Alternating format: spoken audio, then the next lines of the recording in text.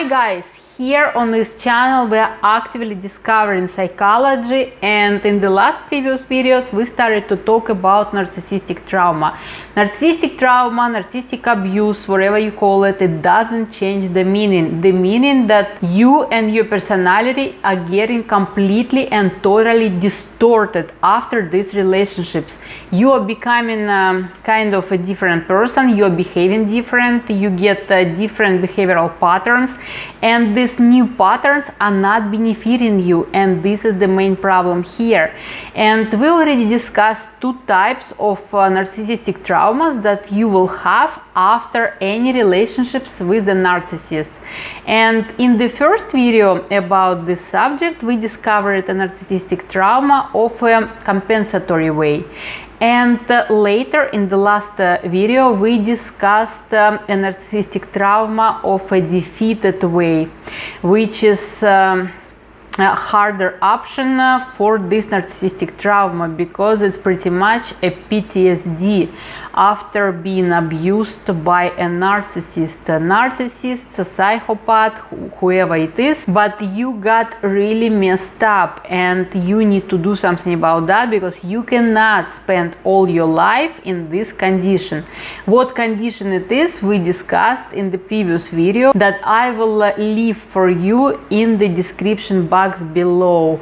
Also, there is the like button that please hit hard for YouTube algorithms, for YouTube to notice this channel, for YouTube to start promoting these videos, so more people will start seeing this information and will be able to obtain this help. And of course, subscribe to this channel also to be up to date about everything what we are talking here, because I'm staying in this active contact with all of you and I'm listening to you, to all your suggestions. So please write down below in the comments anything that you would like to review, and we will talk about that. So let's get back to a narcissistic trauma and how you feel there. Long story short, you feel there terrible, you feel there totally devastated, you feel there that you are not worth anything, that you are not worth to be among people, and you are avoiding people because of this. And you feel that if somebody will come close to you,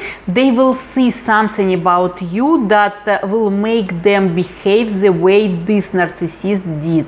It made them behave the same way, because apparently this narcissist, this psychopath, whoever traumatized you, they made you believe that it is normal to behave that way with you, that it is normal to behave that way with you because this is something about you, that you deserve to be treated that way. This is something about you that you don't deserve any other treatment than that. That you are this kind of like a trashy piece of I don't know what, that this is the only attitude that you really deserve. And they made you feel that way with all possible tools that all these abusers have. It could be gossips and rumors that they spread about you, talking about you with other people. It can be any facial expressions that they made in your presence without even telling you directly that they despise you. They could show that with their facial expressions.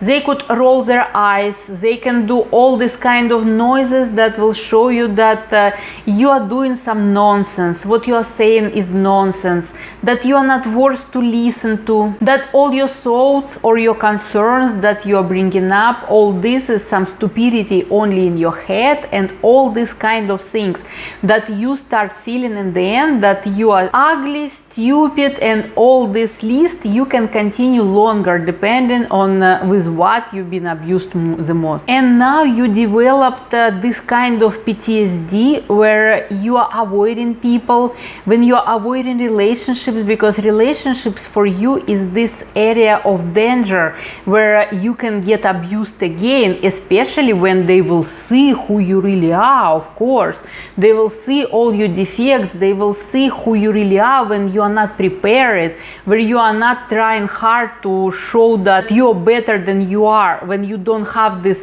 strength and tension to show that in the relationships, of course they will see who you really are, and then they will get disappointed and they either leave you or they will start mistreating you the way you've been mistreated. We discussed all that in the previous video, so watch it again. Now we're talking about what to do about that, and this is the very important subject here, because in this case, in the case of this specific trauma, it's not that easy. If in the case of compensatory way of a narcissistic trauma that we discussed previously, solutions were more easy, solutions were more obvious, and I also will leave that video in the description box below so you can watch that. In the case of this defeated way of narcissistic trauma, we are dealing with a very full spectrum of symptoms.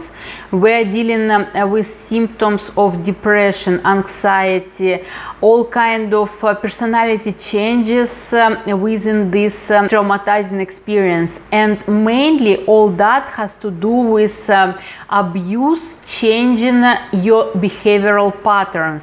Your behavioral patterns that has to do with your neural arcs in your brain, that simply your brain is building new neurons that are responsible for new ways of behavior. Why is that happening? Is because in these relationships you have to adapt and adjust. You have to learn new ways to behave to survive in these relationships, or these relationships are just convincing you that you are not normal to the point that you simply have to forget how to behave as a normal person, and you have to learn how to behave in this avoidant way. And one part of therapy of this trauma will be directed exactly on changing these behavioral patterns, changing these neural arcs that are responsible for your behavior. Another important reason why you behave that way and why you have all this spectrum of all these PTSD symptoms, all the spectrum especially of depression symptoms, symptoms of anxieties, symptoms of all this avoidant personality disorder you could develop even that. The reason for that is the change of neuromédiators in your brain. So all this is connected, as you can see, but you would be able to change that. We will talk about that later in this video, so stay with me. What is exactly changing? Look, in our nature, basically we're animals, so the way our brain works is not much different the way animal brain works. And in the animal world, where our brain is also from, dominance is an important part of our instincts. So the social dominance is highly important for us. So dominance is extremely important for animal brains, but our brain is animal brain, right? When in the animal world two animals are fighting for the dominance in their group, in their social group, so the animal that is winning in this battle for the dominance having a higher level of serotonin. And serotonin is a hormone that is responsible for our depression. As you know, antidepressants are mostly targeting exactly level of your serotonin. So those species that could achieve social dominance, they get higher level of serotonin in their brain. So they feel happy, they get this general feeling of well-being. This is what serotonin is responsible for. We are getting this general feeling of well-being when we have high level of serotonin. And on the other hand, the animal that lost this battle for this social dominance have significant drop in their serotonin, so that animal is having all symptoms of depression simply because their serotonin is significantly low. And now let's get back to our abusive relationships. What is happening there? And here we see that what is happening there is that this abuser, this narcissist, psychopath, whoever it is, that this abuser is doing exactly that. It's doing whatever it takes, all possible manipulations, all possible honest and not honest, more frequently not honest, ways to achieve this dominance over you, to put you down whatever it takes. You always will be put down with this person. This person will never allow you even raise your head.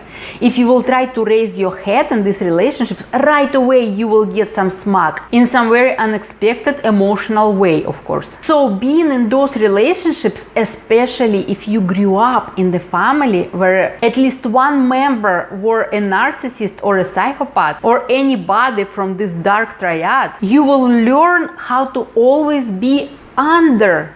You will simply learn how always will be on the position of this animal, let's say. Remember the animal model of this battle between animals that are fighting for social dominance. So you always will be on the place of the animal with low serotonin, simply because you always will be under, you always will be defeated, because this person with this narcissistic, psychopathic, whatever traits will do whatever it takes to put you down and to stay up, and of course to enjoy his high level of serotonin, right? Now we see how it works in the chemistry of our brain. So that being said, what you have to do now to be able to rid of all your symptoms, all the symptoms that you are struggling with, all the symptoms of depression, anxiety, insecurity, all these social fears that you got after these relationships. First and the main thing that you have to do is to get out from this position under. Because these patterns, these behavioral patterns, these neural arcs that your brain developed, keeps you in this position under, and this position under attracts other abusive people into your life. So this is another dangerous subject that we should develop here later in the different video. And how to do that? This is not an easy task for you, because your main exercise that you will have to do is called override your past. I will have to make a separate video for this exercise to explain exactly how it works and how to do that. But just to give you the hint in a few words how it works, you will have to get into those situations where you've been under some kind of abuse, where you felt humiliated, disrespected by this specific person or many other people who probably disrespected you, and you will have to replay this situation in your mind. You will have to get there first. You will have to get there and to rebuild this emotionally in your mind. And you will have to replay this situation with the different final, with the different outcome from it. So you basically have to override the scenario of this situation. You have to defend yourself there. You have to defend yourself with all your emotions that you have. You have to defend yourself, doesn't matter what it takes. You have to put this person on the spot, and you have to defend yourself in that situation to recover your self-respect, to recover your dignity. This is the most important thing to do, and you have to literally feel that. You have to be so much into that situation when you get back there, so you would be able to feel everything what is going on there. You should be able to get all those physical reactions in your body that is actually happening when you are in some very intensive conflict, that you would be able to get your heartbeat rise. You would be able to get your, I don't know, hands sweat of this anger and rage that you would get in that situation trying to defend yourself. But you have to defend yourself there to the point that you would feel proud. You would feel proud for yourself. You would feel proud that you could do that. You could feel that, yes, I did that. I did that, I could stand for myself, I could defend myself, and there is no any other idiot in this world that would dare talk to me that way anymore. You should get that straightforward feeling, and you should feel so proud. This feeling of pride for yourself should simply rise in your body and should be circulating in your entire body after that. And you should very clearly feel that. And when you will do that and you will feel that on your physical way, it means that all mediators in your brain produced all the right chemicals, including serotonin. And it means that all these chemicals, they will change your neural arcs, that will change your behavioral patterns. And next time when somebody is talking to you, like from the top to the bottom, when somebody is talking to you that you're not worth, when somebody is talking to you in some kind of disrespectful way, you already wouldn't be taking it as is, because you don't deserve anything better than that. You already remember that feeling of being proud of yourself when you could defend yourself, when you could feel your dignity. You wouldn't forget that feeling, and you wouldn't let anybody talk to you already in the same way, the way you would let before. So you will have to do this exercise for those multiple occasions that happened to you during this narcissistic abuse that put you in this terrible emotional situation where you are now. And as more you will be doing that, the more respect you will gain for yourself, the more proud you will become about yourself. And all that will be happening only because this position of being under will be no longer there. You will already come out and you will become a separate person, and there will be nobody on you who is putting you down. Because for now, while you are in this condition, this abuser is still a part of your psychic, and he's putting you down even not being around. And this is very important part here. So you have to put him on the spot in your mind to be able to free yourself. A lot of everything what we can talk more here, but I will leave all that for all the future videos. So don't forget to subscribe, to put like button, and see you in the next video.